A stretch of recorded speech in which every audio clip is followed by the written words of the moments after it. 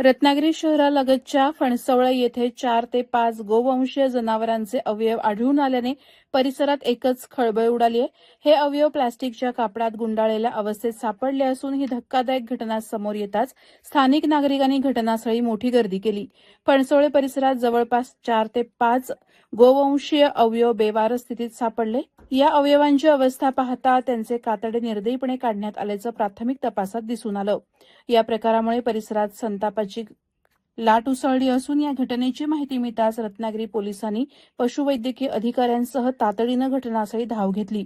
मृत जनावरांची तपासणी करून पोलिसांनी हे अवयव ताब्यात घेतले आणि नमुने प्रयोगशाळेकडे पाठवण्यात आले असून या प्रकरणी अज्ञाताविरुद्ध गुन्हा दाखल करण्यात आलाय.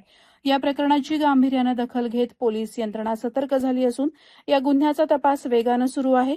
याबद्दल अधिक माहिती देताना डीवायएसपी निलेश मायणकर यांनी सांगितलं की घटनास्थळी सापडलेल्या गुरांचे कातडे काढलेले आहे का, हा प्रकार कोणी आणि का केला याचा शोध पोलीस घेत आहेत. लवकरच या प्रकरणातील गुन्हेगारांचा छडा लावला जाईल असा विश्वास त्यांनी व्यक्त केलाय. यापूर्वीही मिरजोळे एमआयडीसी परिसरात अशा प्रकारच्या घटना उघडकीस आल्या होत्या.